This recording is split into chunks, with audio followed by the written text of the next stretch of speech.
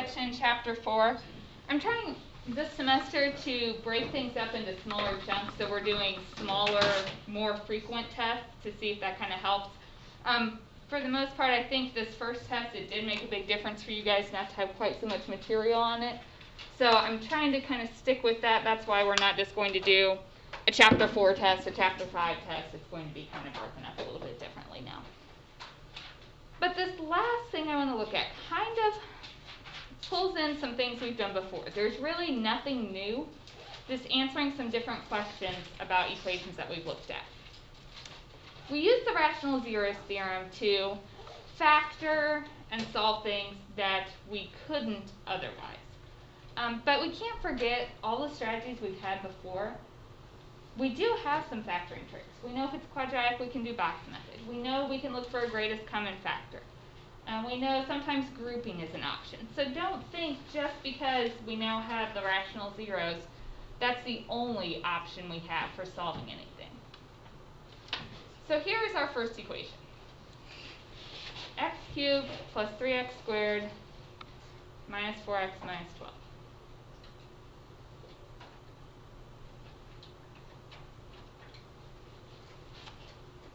If I asked you to solve this, we could do it with p's and q's, but that's a more time-consuming method. We don't want to use it unless we have to. If I told you to solve this by factoring, how would I factor something like this? Grouping. Remember, grouping works if you have 4 terms. We put the first 2 in parentheses and the last 2. But there is one trick. Can you put a parenthesis after a subtraction sign? No. We have to think this is like a negative 4. So I'm going to plus, and then in that parenthesis, negative 4x minus 12. Okay, so to factor the first parenthesis, what can I pull out of there? And that leaves me with x plus 3. What can we take out of the second one? And that leaves x plus 3. Grouping doesn't always work, but if these 2 parentheses are the same, then it's going to work. So now, we really have 2 terms. This is a term, and this is a term. What do both of those have in them? The x plus 3. So if I pull out the x plus 3, if I take that out of the first one, we have x squared. Take it out of the second one, we have minus 4. This is not factored completely. What else could I do? X squared minus 4 is a difference of squares. So that breaks into x plus 2 and x minus 2. Okay, I asked you to solve. So what does x equal? So if we set each parenthesis to 0, we get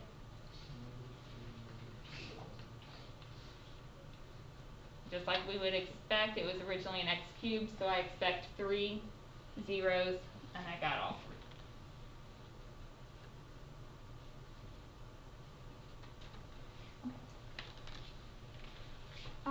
Graphing it. So we know the zeros are your x-intercepts, so we hit the x-axis at -3, -2, +2. If it's x cubed, what's the end behavior?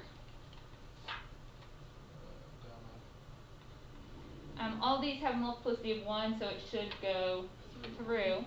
So if I'm just drawing a rough sketch, we know we have to start down here, go through. I didn't even find my y-intercept exactly, but I'm just looking for a rough sketch right now. What else could you use to help you get that rough sketch? Graphing calculator, right? You can use that if you need to. So I just want to use the graph to answer a couple questions. Where is this polynomial greater than 0? When I see greater than 0, that means above the x-axis. So we can see it's above here and here. You're going to answer with an interval. It doesn't have an equal to, so we have parentheses. So it's above 0 between -3 and -2. Union, what would I say for this one? To infinity. Good.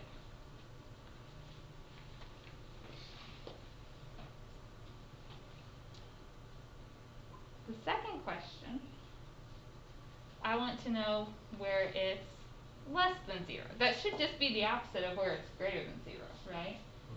It's below the axis here and here. So for the first one, we go the x values from left to right, so it's coming from negative infinity, stops at -3. Union, what's the next one?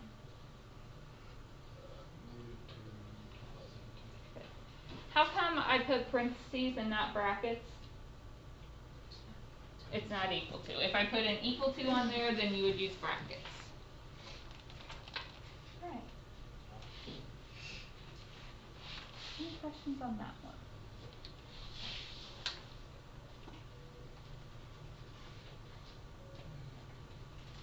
So this is really all we're doing today. Just trying to pull back some of our factoring things that we've done before, and then answering some questions like where is it greater than 0 or less than 0 from the graph. Hello. Yes. Yep. Okay.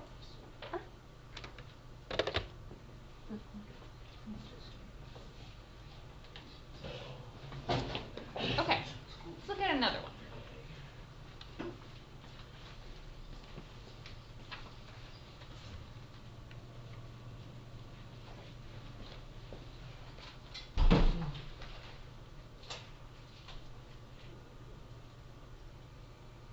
So if I told you to solve this one by factoring, what would you do?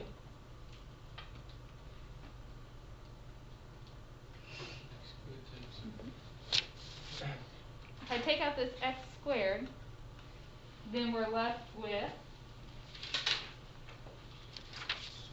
x squared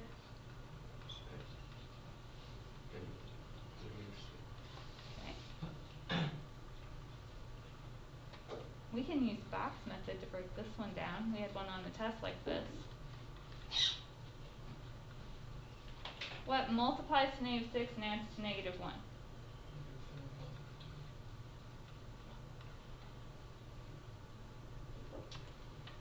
Okay, if I set these equal to 0, if it's just a plain x, then my solution is 0.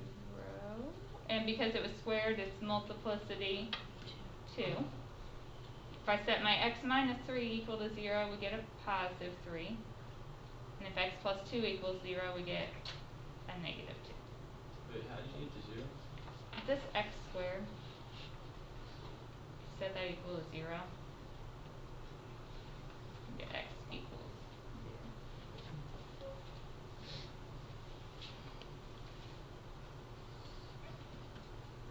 Alright, so the graph. Okay, I'm hitting my x-axis at 0. Since it's multiplicity 2, what's going to happen there? 3, it should go through. -2 should go through. It was originally x to the 4th, so what's my end behavior? Up, up. So we come down. So we would go through the -2, hit the 0 and bounce through that one. And of course, we just need a rough sketch here so we can answer like the greater than 0, less than 0 questions. You can certainly use your graphing calculator to double check on that.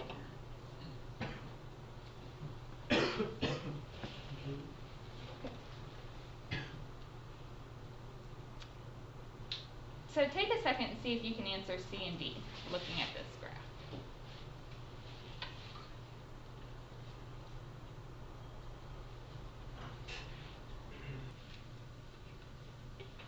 So first question was greater than 0, that's above the axis, so here and here. So that would be from -infinity to -2, union 3 to infinity.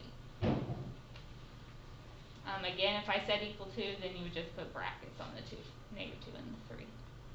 D is less than 0, so that's here and here. Can I just say from -2 to 3? No. What if I said less than or equal to 0? Then could I say from -2 to 3? Yeah, because right here it equals 0. because I didn't want to include the 0, we have to break it there. So we're going to go -2 to 0 and 0 to 3.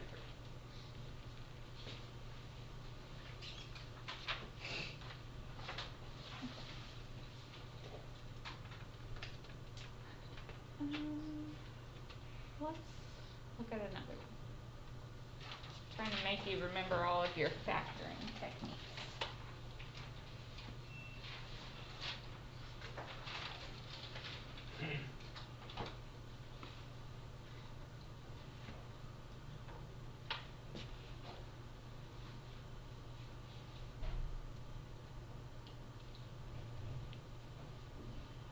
Okay.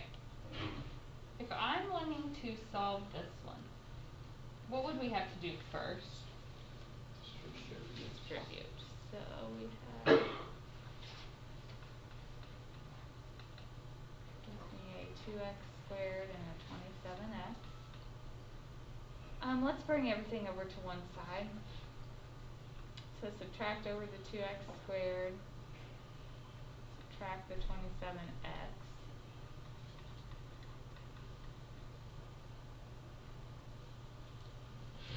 Then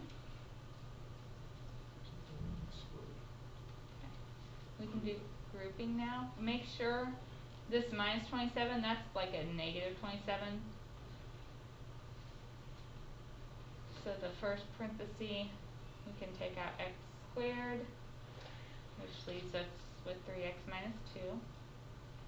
Second parenthesis, I want it to look the same as this one, so I want a positive for my first term, so I'm going to take out a negative 9. That would leave me with a 3x minus 2. So grouping works if those two parentheses match. Then we can pull out that parenthesis. If I take it away, the first term we're just left with the x squared. Second term we have a 9, negative 9, excuse me.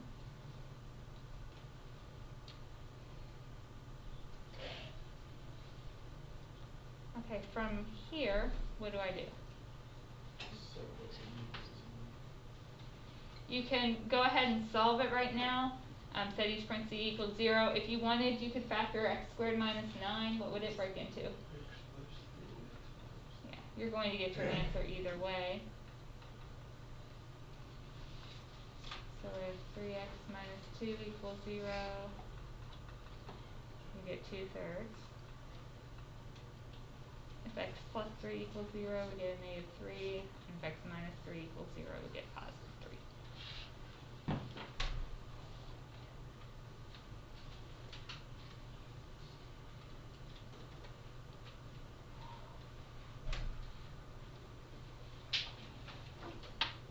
Okay, so quick sketch here. What would my end behavior be? Down, up, it's a cube, so it should start here and end here. All my zeros, will we bounce or go through? Through, it's just a multiplicity of 1. So I'm hitting my x-axis at negative 3, positive 3 and 2/3. I didn't find my y-intercept, I easily could, but just for this rough sketch, it's not necessary. And looks something like that. That's probably not a great graph, but I've got the important things. And then we could answer questions about the greater than, less than, based on that.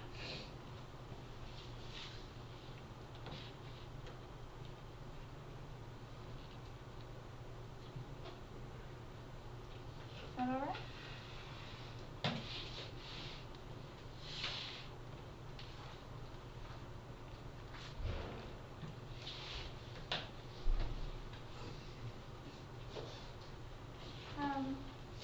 Why don't, let me ask a question. Where is, the graph less than 0? Can we answer that?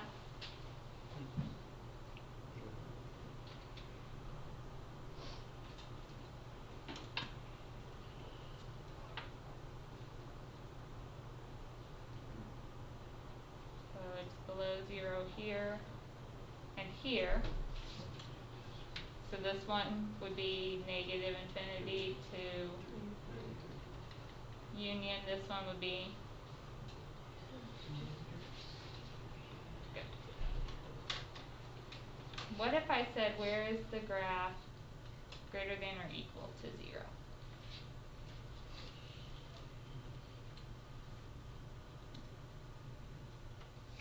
So greater than or equal to, greater than would be above the axis. Oh, from -3 to +3. Or would you have to add the other? Yeah, we'll have to do a bracket, -3 to right here, 2/3. because the equal to will do a bracket, union 3 to infinity, and infinity always gets a parenthesis.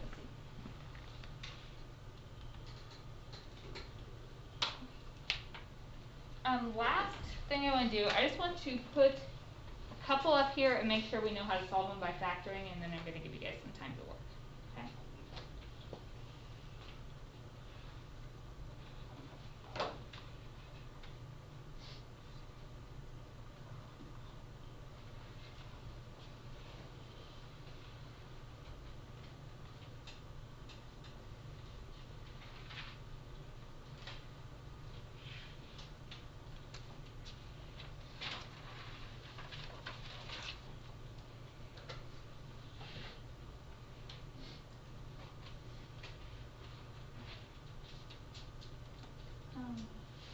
What does this one remind you of? We can do the P's and Q's and do the synthetic with it, most definitely, and treat it like a question on our test. Is there a way to factor this without doing that? We wouldn't do greatest common factor, they don't all have anything. Grouping requires 4 terms, we don't have that. Yeah, it's kind of like a box method question, isn't it? It's a little bit different, but if you have x to the 4th, that's like 4 x's. So if you wanted to split that in half, each parenthesis would have x squared. Do you notice this variable is half that? This will work anytime your powers start out with the first term, the second term is half that, and a constant. So it would work for like an x to the 6th, an x cubed, and a constant. An x to the 8th, an x to the 4th, and a constant. X to the 10th, x to the 5th, and a constant. What multiplies to -40 and adds to -6? 10. Okay. Now, this doesn't nicely factor any further, but I can set it equal to 0. If x squared minus 10 equals 0. How do we get rid of a square? Square plus and Good, don't forget your plus and minus. So we get x equals plus and minus radical 10.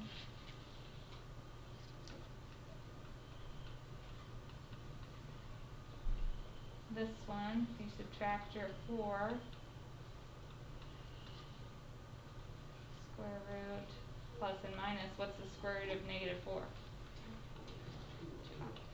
If you are graphing this, can you graph the 2i?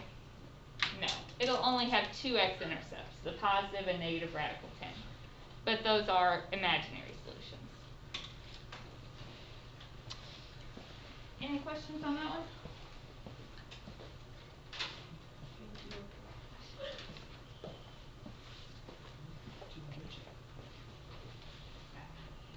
One last one. Let's make sure we know how to solve this.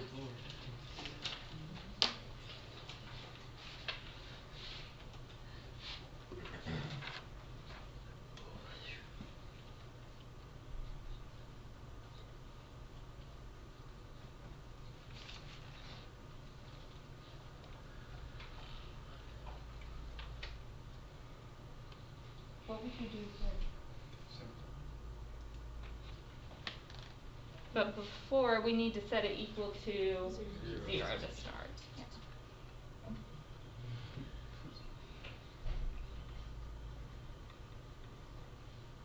What can I pull out of that? squared, and you're left with x squared minus 36.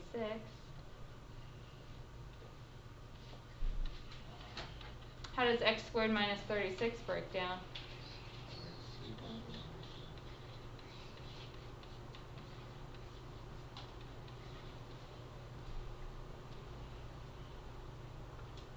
So my solutions, if you had that x squared out in front, what would be my solution?